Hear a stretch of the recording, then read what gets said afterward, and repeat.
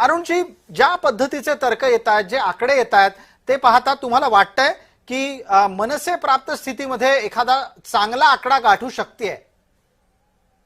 प्रसादजी, सर्वप्रथम मी मुंबईकरांचे, सुजाण नागरिकांचे आभार मानेन, कारण त्यांनी आज जे काही हे दाखवून दिलेले मुंबईकरांनी उत्साह महायुतीच्या बाजूने, कारण आम्ही संपूर्ण मुंबईभर फिरत होतो तेव्हा हे जे काही आकडे आज येत आहेत एक्झिट पोलचे, हे त्याचंच उदाहरण आहे.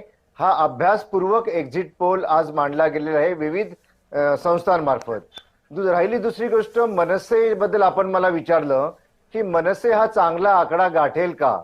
मनसेने गेल्या कित्येक वर्षांमध्ये जर काही चांगलं काम केलं असेल तर त्यांना मतदान झालं असतं, परंतु त्यांनी अशा अनेक चुकीच्या गोष्टी केलेल्या आहेत.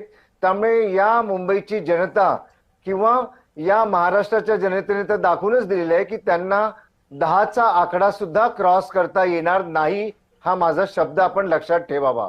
गेल्या कित्येक वर्षांमध्ये मनसेचे जे प्रमुख आहेत आदरणीय राज ठाकरेजी यांचं व्यक्तिमत्व तर चांगले आहे, त्यांची भाषणं सुद्धा अतिशय सुंदर ऐकण्यासारखी असतात, परंतु ते कधी आपल्या विचारांवरती ठाम नसतात. धडसोड भूमिकेसाठी ते प्रसिद्ध असतात आणि म्हणूनच त्यांचा 10च्या वर आकडा जाणार नाही. दुसरी अजून एक महत्त्वाची गोष्ट, उद्धव ठाकरेंच्या बद्दलचं निरीक्षण काय? कारण आता दिसतंय कसं, जे आकडे समोर येत आहेत त्याच्या अनुषंगाने असा एक अंदाज मानला जाऊ शकतो की मुंबईमध्ये उद्धव ठाकरे फायद्यात आहेत आणि ते फायद्यात राज ठाकरेंची मतं घेऊन पण आहेत, मुसलमानांची मतं पण घेऊन आहेत, काँग्रेसची मतं घेऊन आहेत. प्रसादजी, असा फायदा काय उपयोगाचा जो फायदा आपल्याला विजयापर्यंत पोहोचवू शकत नाही. उभाटा म्हणा किंवा ठाकरे बंधू म्हणा, हे दोघे स्वतःचा स्वार्थ साधण्यासाठी एकत्र झाले होते. हे मुंबईच्या जनतेने तात्काळ जाणलं होतं पहिल्या दिवसापासून.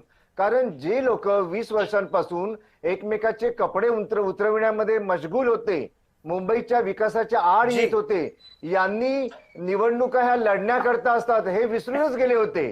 ठीक आहे, युद्धाप्रमाणे लढल्या पाहिजे होत्या, परंतु ते सरकारवरती फक्त आरोप करत राहिले. बोला अनिलजी. आता अरुणजी थोडस पाणी घ्या. आता थोडं वेळ थांबा.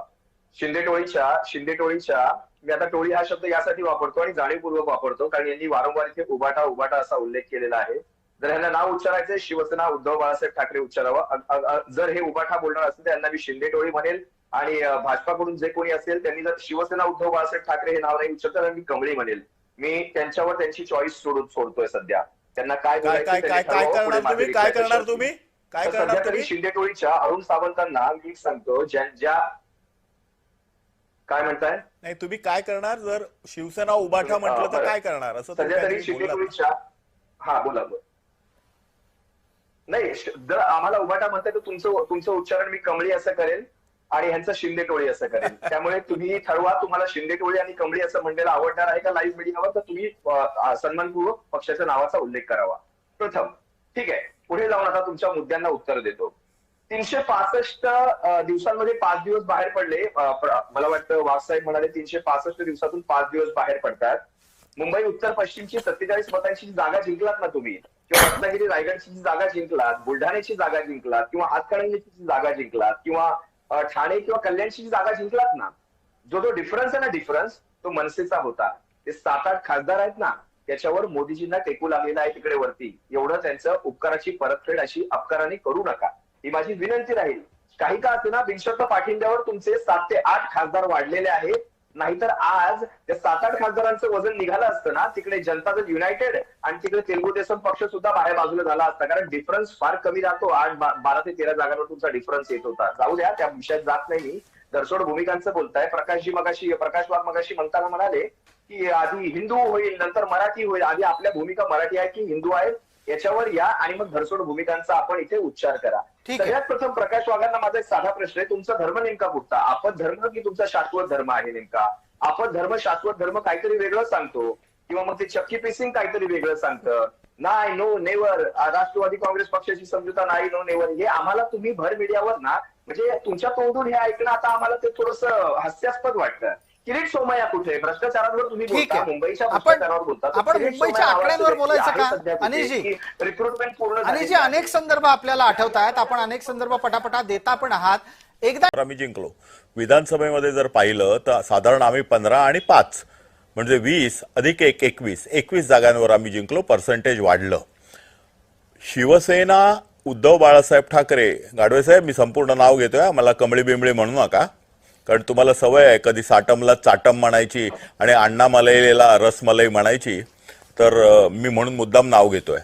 तर सतीश गाडवे आपल्याकडून 30 सेकंदात घेतो. पुढचा प्रश्न माझा अरुण सावंतांसाठी तयार आहे.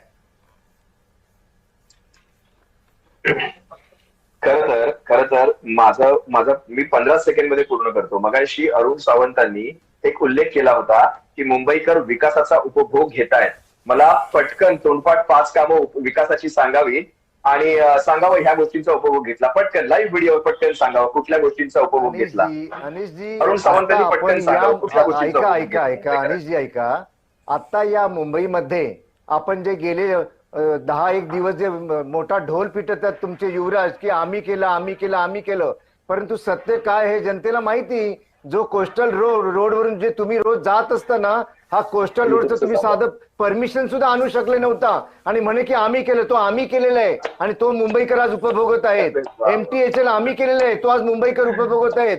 या मुंबईमध्ये रेल्वेचे जाळं आम्ही पसरलेले ते उपभोगतात. या मुंबईमध्ये तुम्ही जे काही अडथळे आणले होते मेट्रोसाठी, ते सगळ्या मेट्रो आम्ही करून दाखवल्या गेल्या 5 वर्षात. तुम्ही काय प्रश्न विचारता? मला प्रश्न विचारताना थोडीशी तरी जनाची नाही तर मनाची तरी लाज वाटली पाहिजे होती तुम्हाला. ठीक आहे, आपण मुद्द्यापासून भरकटायला नको, आपण कोस्टलच्या मुद्द्यावर उद्घाटनात कुठे येऊया. आणि दिसले आपण नाही तुम्ही मुद्द्यावर आम्हाला? येऊया आणि कोस्टलच्या बांधकाम या चालू निमित्तानं असताना जो तुम्ही चर्चेतला मुद्दा आहे तो लक्षात घ्यायला हवा. दाखवले म्हणजे तुम्ही केलं असं होत नाही. तुम्ही नुसता नारळ फोडला आणि गायब झालात. मुंबई महानगरपालिकेने बनवलेला पोस्टल रोड आहे हा, तुमच्या राज्य शासनाने बनवलेला नाहीये. हा मुंबई महानगरपालिकेने ऐका हो बनवलाय. आणि अनिशजी, मुंबई महानगरपालिका जाऊन आधी शोधण्याच्या माहिती घ्या आणि ताब्यात मग जनतेसमोर येऊन बोला तुम्ही. थोडा अभ्यास कमी पडतो खोट्या तुमचा. थोडा अभ्यास तुम्ही करा. प्रेस कॉन्फरन्स थोडा घेऊन अभ्यास जनतेला करा. जे काही भूलथापा थोडा दिल्या ना, अभ्यास करा. आज जनतेने की उद्धव उत्तर दिलंय साहेबांनी तुम्हाला. त्याचं उद्घाटन केलेलं आहे. अनिशजी, ज्या तुम्ही युवराजांचं नाव जनतेने घेताय त्या तुमच्या प्रेस युवराजांचा ड्रीम कॉन्फरन्सला प्रोजेक्ट आहे योग्य तो. उत्तर दिलंय. तो ड्रीम प्रोजेक्ट तरी आहे सुद्धा तुम्ही युवराजांचा. तुमची बाजू तुम्ही खोटी काय सांगता मांडतात. अरुण सावंत? थोडा अभ्यास करा. थोडा अभ्यास तुमचा कमी पडतो अरुण सावंत. जरा नाही, मुंबई तुमचा अभ्यास महानगरपालिकेने फार केलेली मोठा कामं, आहे त्या आणि BSC ची तुमच्या काय हाल करून युवराजांचं ठेवले. तर त्याच्याही पेक्षा आज मोठा आहे. प्रोग्राम आणि टाइमवर तिकीट म्हणूनच देऊन ठेवलं ते आज 5 रुपये तुमच्या होतं. युवराजांना हे तुम्ही तोंड दिलं बाहेर मुंबईकरांना. दाखवू नये आज अशी परिस्थिती मुंबईकरांना करून 500 टाकली स्क्वेअर फुटाच्या आणि घराचा तुम्ही कसल्या कर्जमाफी गोष्टी केली. सांगता हे अभ्यासाच्या आम्ही दिलं आम्हाला. मुंबईकरांना. हे तुम्ही सांगताय. तुम्ही स्वतः ऑक्सिजन दिला नाही तुमच्या केंद्राने. आम्हाला कोरोनामध्ये ऑक्सिजन दिला नाही. अहो, आम्हाला आयसीयू मशीन दिलं नाही. अनिशजी, आमच्या हक्काचा GST दिला नाही. खाणारे आम्हाला चोर वॅक्सिन लोकं दिलं नाही. तुम्ही, म्हणून हे तुम्ही जनतेने सांगता आज तुम्हाला हे आम्हाला उत्तर कोरोना दिलंय. काळ तुम्ही आठवायला लावू तुम्ही नका. कपन चोर म्हणून तुम्ही अख्ख्या काय- संपूर्ण आपण मुंबईमध्ये ते प्रसिद्ध PM आहात. फंड की कपन CM चोर, फंड खिचडी परत चोर, तुम्ही फंड कसले करत कसले होता. चोर तुम्ही आहात. महाराष्ट्राला आता पैसा ते फंड बोलणं केला. बरं वाटत नाही तुम्ही मला. आम्हाला सांगता. माझ्या जनतेला सगळं काही माहिती आहे. तुम्हाला आज ठीक आहे. जनता उद्या ज्या काय ज्या करते? चोऱ्या केल्या जनता तुम्ही उद्या कोरोनाच्या काय करते? आपला चर्चेचा मुद्दा हा एक्झिट पोलच्या अनुषंगानं आलेल्या अंदाजित निकालांचा आहे आणि त्या अनुषंगानं जे महापोल जय महाराष्ट्रचे आम्ही दाखवले त्याच्या अनुषंगानं चर्चा पुढे आपण नेत होतो. मला पटकन आता पुढे जायचंय आणि योगेश खैरेंना बोलतं करायचंय. बराच वेळ झाला योगेश खैरे आणि उत्कर्षताई रुपवते दोघंही चर्चेपासून दूर आहेत. मला त्यांना चर्चेत आणून विचारायचंय. पहिला मुद्दा इथे हा घेतो की मनसेची संख्या आणि मनसेचा एकूणच अंदाज हा इतका नकारात्मक असेल असं आपल्याला वाटतं, स्वप्नात तरी वाटतंय का योगेशजी? नाही, हा अंदाज मी परत सांगतो, हे एक्झिट पोलचे अंदाज आहे. हा स्वप्नाचा तुम्हाला अंदाज फारच वाटतो. झोंबलेलं दिसतंय.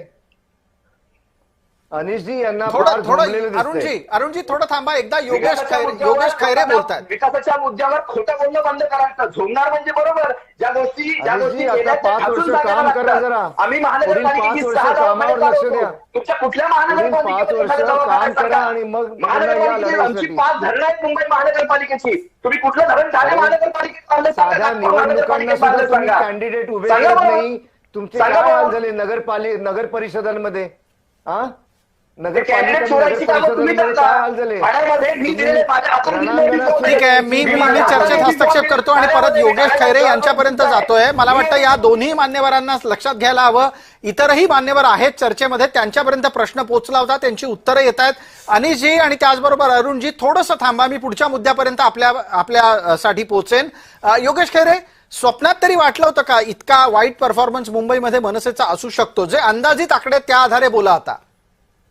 नाही, अंदाजित आकड्यावर गेलो आहोत. मला पटकन जाता जाता एक छोटीशी संधी इथे अनिशजी आपल्यालाच द्यायची. पटकन सांगा, उद्याच्या निकालाच्या नंतर दोन भाऊ एकत्र राहणार आहेत ना? कारण ते सातत्यानं एकत्र आलोय तर एकत्र राहण्यासाठी असं म्हणतात.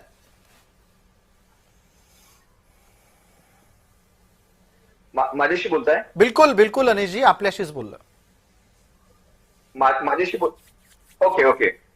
धन्यवाद. आपण शेवटी मला थोडा वेळ दिलाय.